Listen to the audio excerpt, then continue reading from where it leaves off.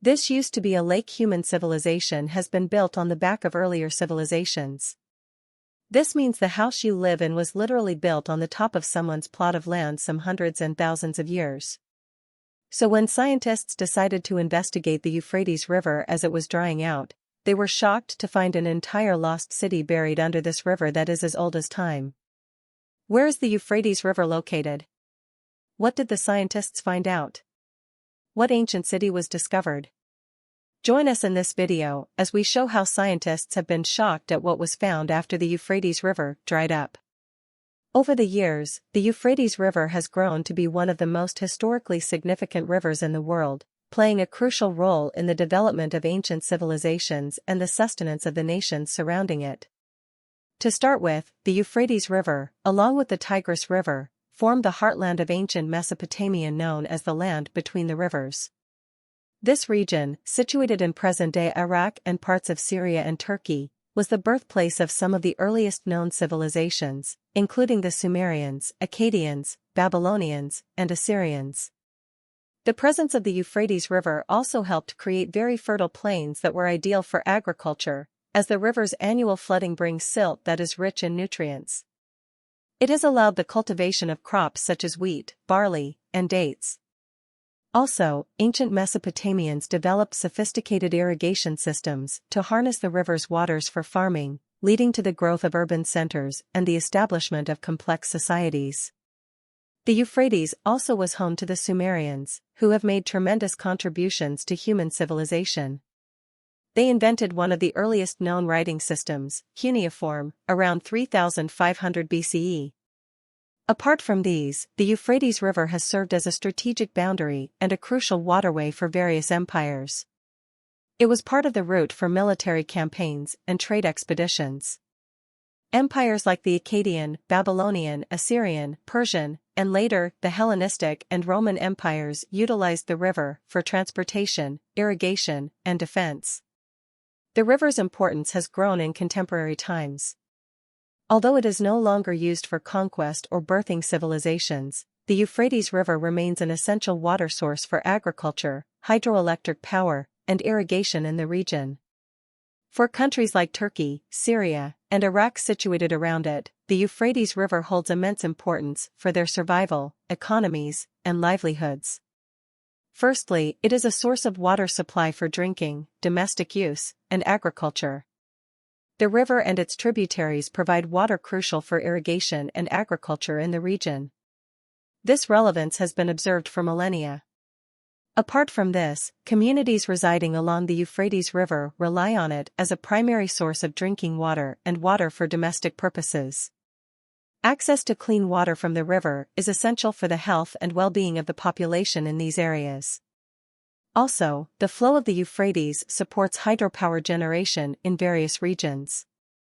Dams and hydroelectric power plants built along the river help harness its water for electricity production, contributing to energy supply and economic development. Given this multifaceted value, the management and sustainable use of the Euphrates River's water resources are crucial for the well-being, economic prosperity, and stability of the countries reliant on it. This is why the ongoing reduction in the water level spells doom for everyone involved, as it would put their livelihood on the line. Over the years, the construction of dams in Turkey and Syria has significantly impacted the flow of the Euphrates River, leading to its gradual drying. This extensive infrastructure development along the river basin has altered the natural flow patterns, impacting the availability of water downstream. In Syria, several dams have been constructed along the Euphrates River and its tributaries. The Tishrin Dam, built in the mid-1990s, and the Tabqa Dam are among the key structures impacting the river's flow. The joint impact of these dam constructions has been immense. The reduced water flow has affected downstream ecosystems and agricultural practices in Syria and Iraq.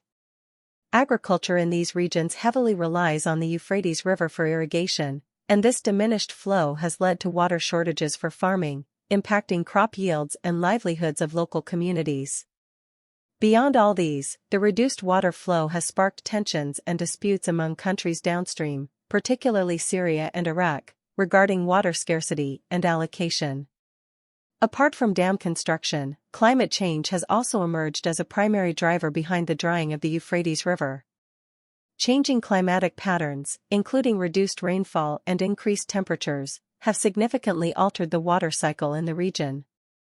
The Euphrates River basin, spanning across Turkey, Syria, and Iraq, has experienced declining rainfall levels leading to decreased water inflow into the river. As a result, the once abundant water source has dwindled, adversely affecting its volume and flow. Additionally, rising temperatures linked to climate change have contributed to increased evaporation rates, further increasing the river's depletion. Higher temperatures accelerate evaporation from the river's surface and surrounding land, leading to an imbalance in the water cycle. This, in turn, reduces the availability of water downstream. However, as it grew, the Mitanni Empire faced various challenges, including conflicts with neighboring powers like the Hittites and the Assyrians. Additionally, internal struggles and invasions by other groups contributed to the eventual decline of the Mitanni civilization by the 13th century BCE when it fell to the Hittite Empire, only for the Assyrians to soon take over the area. However, this discovery of an ancient city under the old river isn't the first time drought and a receding water level would reveal archaeological wonders. The 4,000 to 7,000-year-old megalithic monument known as the Dolmen of Guadalperal emerged in 2019 when drought hit a Spanish reservoir that had covered the stones for about 60 years. Apart from the discovery of the ancient city of Zaku, archaeologists once discovered Dur-Sharrukin buried under the Euphrates River. According to archaeologists, Dur-Sharrukin was the magnificent capital city of the Assyrian king Sargon II, buried for centuries under the river. Sharrukin was founded by Sargon II in 717 BCE as a testament to the Assyrian power and grandeur. Sargon II was known for his ruthless military campaigns and ambitious building projects. With massive walls encasing an area of 1,500 acres, the city walls stretched for 8 miles, punctuated by monumental gates adorned with intricate reliefs. At the center of the city laid Sargon's palace, covering about 25 acres and featuring courtyards, administrative chambers, and throne rooms decorated with sculpted scenes of his conquests. The city also had temples and ziggurats dedicated to the Assyrian gods Ashur and Ishtar. These religious structures rose proudly within the city walls, showcasing Assyrian religious practices. Within the city, there were meticulously designed elaborate gardens. These lush gardens teemed with exotic plants and were adorned with water features that offered an appearance of peace and calmness within the city walls. For centuries, Dur-Sharrukin thrived as a center of Assyrian power. However, the city gradually declined after Sargon II's death and was eventually abandoned. Over time, the Euphrates River, once a source of life, shifted its course, engulfing the city beneath its waves. Dur-Sharrukin soon became a forgotten relic buried under layers of silt and sediment. However, the gradual receding of the Euphrates in the 19th century sparked the rediscovery of Dur-Sharrukin. In 1842, French diplomat and scholar Paul-Émile Botta stumbled upon the city's imposing walls, marking the beginning of a long and ongoing archaeological journey. Over the following decades, meticulous excavations have unearthed Dur-Sharrukin's treasures. Piece by piece, the intricate carvings on the palace walls depict Sargon's military exploits, hunting scenes, and religious ceremonies, offering a vivid window into Assyrian life and ideology. Clay tablets unearthed within the city walls also shed light on administrative practices, economic activities, and even daily life in the bustling capital. Apart from the previous discovery of Dur-Sharrukin and the recent discovery of the ancient city of Zaku, archaeologists have unearthed certain artifacts. Some of these are pre-Christian tombs, carved into the rock face, discovered by archaeologists due to the cliffs exposed by the receding waters. These tombs would help offer insights into the burial practices and beliefs of ancient civilizations. There are also clay tablets and seals. These unearthed treasures hold the potential to reveal lost languages and trade networks, shedding light on the political and social structures of ancient empires like the Mitanni and Akkadians. Then there are ceramic vessels and tools. These artifacts provide clues about daily life, craftsmanship, and artistic styles of past civilizations. Besides, scientists have found the exposed remains of irrigation systems and canals. These ancient structures reveal advanced water management techniques employed in Mesopotamia for millennia. Statues and religious symbols have also been discovered. These archaeological discoveries offer insights into the ancient Mesopotamian religious beliefs and worship practices. Uncovered ruins of temples and shrines also provide clues about religious rituals, architecture, and the role of religion in society. However, the exposed ruins face threats of erosion, looting, and damage from harsh weather conditions. International collaboration and adequate resources are crucial for the proper excavation, conservation, and study of these invaluable discoveries. With the receding of the Euphrates, these are just a few highlights of the archaeological discoveries made due to reduced water levels. Each discovery adds another piece to the puzzle of the ancient civilizations, their cultural practices, and their relationship with the life-giving Euphrates. However, more excavations in this region pose a couple of challenges, as the area is being used as a dam and water storage facility for the region. Despite these challenges, the potential exploration of the Euphrates River's bed brings with it tremendous excitement. Every newly unearthed inscription, artifact, and architectural detail adds another layer to our understanding of the ancient Near Eastern region, its culture, and its place in our understanding of the ancient world. In an interesting coincidence, the drying up of the Euphrates River has brought up conversations about its mentions in the Bible. The Bible mentions the drying up of the Euphrates River in two instances, both in the book of Revelation. The first is in Revelation 16 verse 12, which states, "Thus the sixth angel poured out his bowl on the great river Euphrates, and its water was dried up to prepare the way for the kings from the east." This passage is often interpreted as a prophecy, signifying a future event where the drying of the Euphrates would pave the way for a major battle or event in the Middle East. Some people have associated it with the Battle of Armageddon. The second is in Revelation 9 verse 14. This verse mentions 4 angels bound at the great river Euphrates who are released as part of a series of plagues. While not explicitly stating the river's drying, some interpretations link this imagery to a significant disruption of the region's water resources, symbolizing potential conflict or hardship. However, it's important to note that there are numerous other interpretations of these prophecies. While some believe these prophecies are literal, others think they are symbolic. Some believe they predict a future physical drying of the Euphrates, others suggest they are symbolic representations of spiritual battles or political upheaval in the region. Also, determining when these prophecies might be fulfilled, if at all, is subject to debate.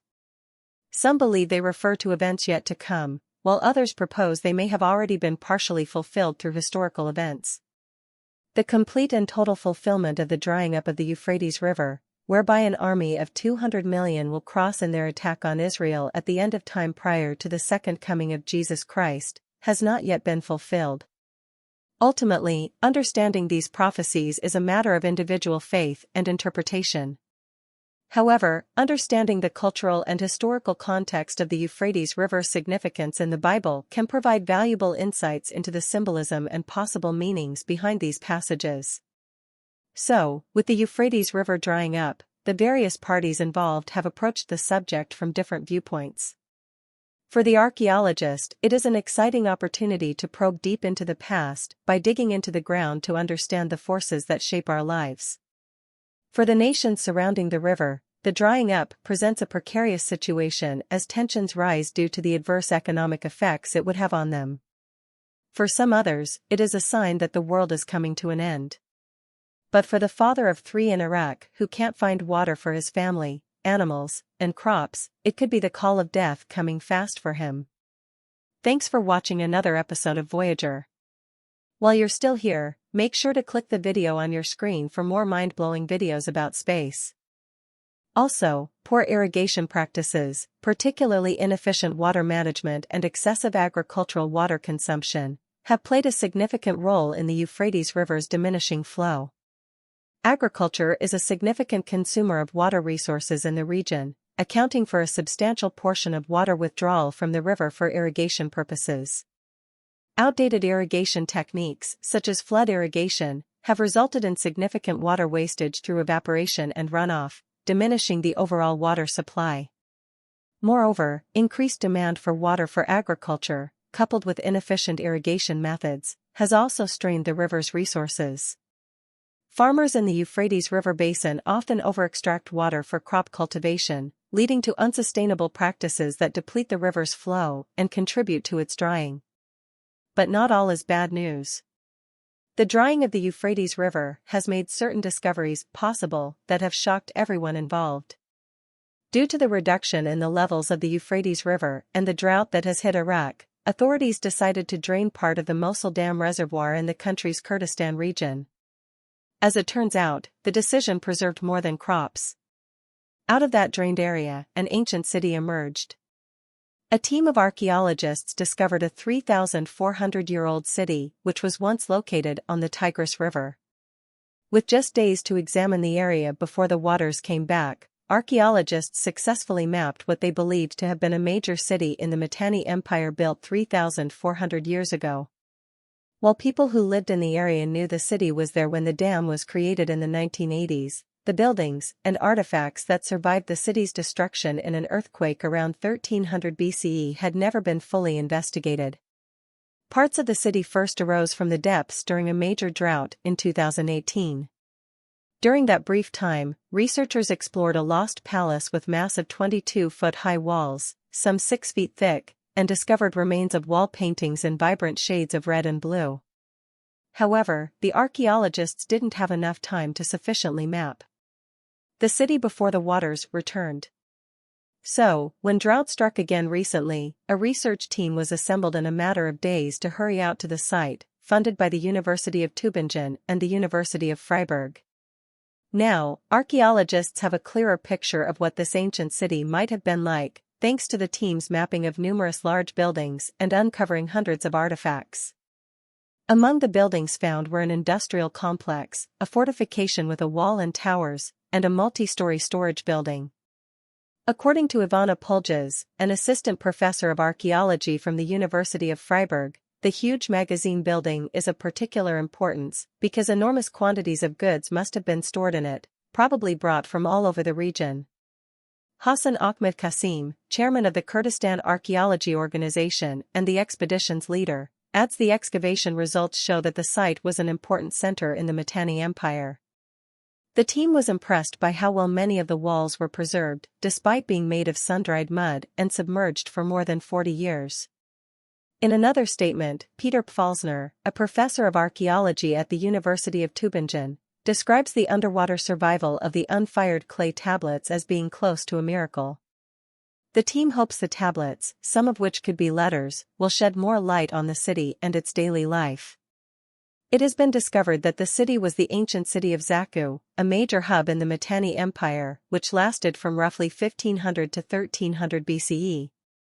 As one of several kingdoms and states founded by the Indo-Iranians in Mesopotamia and Syria, at its peak, the empire spanned just over 600 miles, extending from the Zagros Mountains to the Mediterranean Sea.